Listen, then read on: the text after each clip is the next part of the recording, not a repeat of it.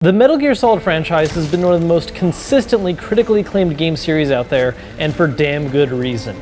And with Kojima leaving Konami at the end of this year, it looks as though Metal Gear Solid 5: The Phantom Pain may be the last one we're ever gonna see. And as a result, a lot of hype has been built up for this game. The question is, can the game live up to this hype, and is it the final note that fans have been wanting the series to go out on?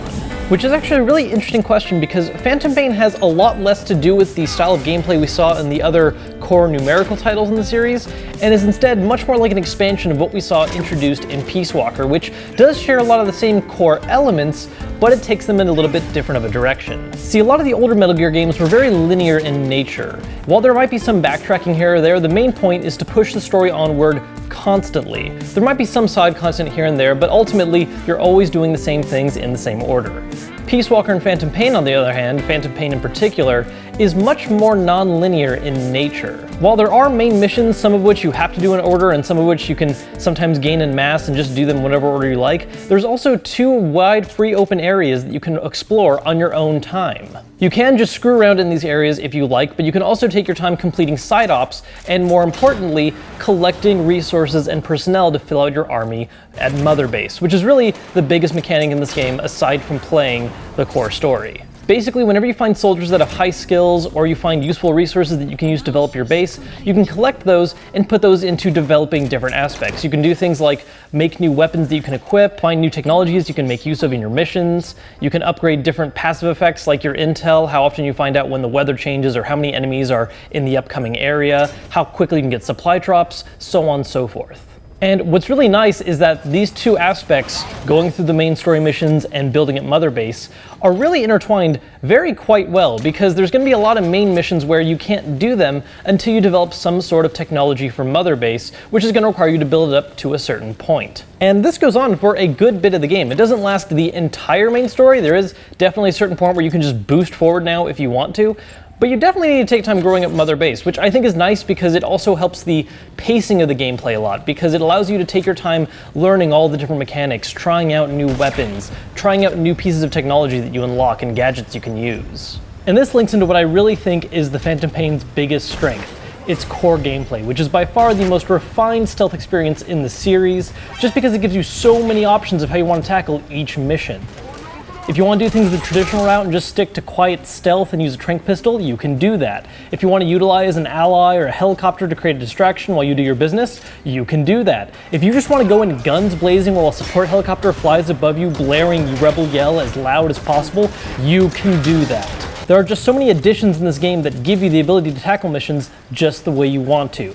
To begin with, the move to an open world does make it to where you can just approach a mission from any angle you'd like. There are multiple ways to infiltrate fortresses, and objectives don't always need to be completed in the same order. Second off, there's now the ability to call supply drops. So in the middle of a mission, if you realize you brought the wrong equipment or you just need to refresh what you have, you can call in a drop and get new stuff. Third up is the ability to interrogate enemies, so if you're able to get up close and subdue them, you can find out useful information, like where more guards are posted, or where there are useful items you can have, or where your objective is. And last but not least is the buddy system, where over the course of the game you'll gain 4 different allies that you can use that offer very different benefits to different playstyles. There's your horse, which provides a form of fast travel that can also be a little stealthier compared to a vehicle since you can hide on the side of it. There's your pet wolf, which can automatically detect things like enemies, landmines, medicinal items, and can even quietly dispatch enemies once you've upgraded him a little bit. There's my personal favorite, the sniper Quiet, who can scout out enemy bases as well as provide cover fire to keep enemies distracted away from you. And last, there is the D-Walker, a personal, customizable mech which can be given a couple different loadouts. It's really useful for full frontal assaults. You can also use it in a stealth mode, though personally I feel like being on foot is just better for that. And on top of that, there's just so many different items to choose from to bring along on missions. You can not only unlock a lot of different weapons to choose from, but tons of useful gadgets as well, like different kinds of grenades, decoys, and of course the series' traditional cardboard box.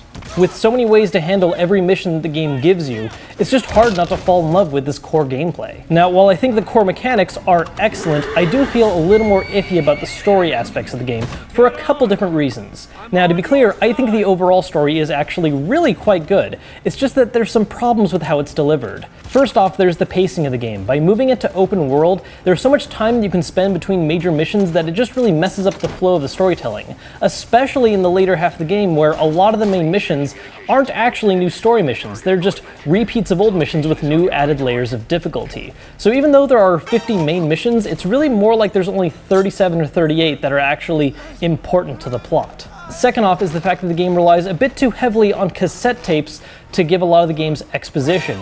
In prior games, you'd spend a lot of time in audio transmissions learning more and more about the plot, but in order to cut a lot of that fat out and focus more on the pure gameplay, now you're just given cassette tapes to listen to at your own leisure, which is cool until you get too focused on the gameplay and start not really realizing what the full story going on is because you haven't taken the time to listen to every tape. And the last and really biggest reason I have a problem is the cut content in this game. See, if you get the collector's edition of the Phantom Pain, you get this little bonus disc that has a lot of behind-the-scenes content like interviews and trailers, but more importantly, it has an overview of a cut final mission.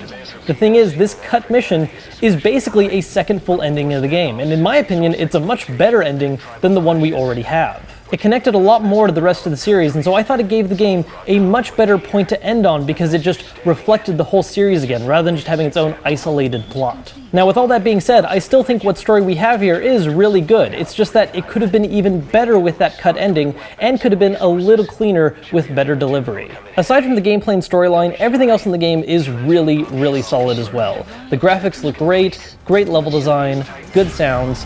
Music is a little harder to judge because there is no normal soundtrack running with the game. Instead, you can use your cassette tape to either listen to the Phantom Pain original soundtrack or listening to a collection of 80s hits, which make for very different but both equally amazing experiences. Now, the last thing we need to talk about is the multiplayer mode. Now, this is not the same thing as Metal Gear Online, which was introduced in Metal Gear Solid 4. That is going to be added to the Phantom Pain, currently planned for October 6th, but for now, there's instead this invasion mode focused on your bases. See, alongside with building at Mother Base, you also have the option to build what are called FOBs, Forward Operating Bases. And these are basically cheaper, more efficient ways to grow your overall base without having to build some kind of super version of Mother Base. The problem is these FOBs are vulnerable to other player attacks, which can lead to not only having resources stolen, but even useful personnel as part of your army. So the whole mode revolves around the idea of assaulting other players to take their resources while defending your own. It's a very indirect method of multiplayer. It is possible to actually go head-to-head with a player, but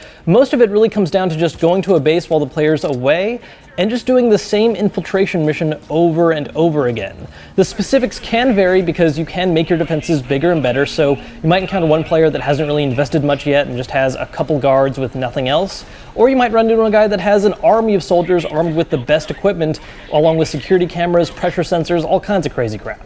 So the specifics can vary, but you're still going to the same mission area over and over again, which just got really repetitive for me. Thankfully, this mode is not required at all to get further in the game. It can speed up the process at which you build up Mother Base, but it's completely 100% not required to play the storyline. So if screwing with other players to steal their resources is something that sounds fun to you, then this can be a fun side option. But if not, and you just want to focus on the main story, it's not going to interfere with that whatsoever. So overall, Metal Gear Solid 5: The Phantom Pain is an amazing game. While I do have some complaints regarding how the storyline was handled and how the plot was delivered, and I'm not the hugest fan of the multiplayer aspect they added, none of that really detracts from just how freaking awesome the core gameplay element is, and the fact that the overall story is still really quite good. With so many different options of how you can approach every mission and just so many ways you can just screw around in free roam if you want, it's really easy to lose a lot of time into this game. If you're a fan of the Metal Gear Solid series and you haven't picked this game up yet, it's worth grabbing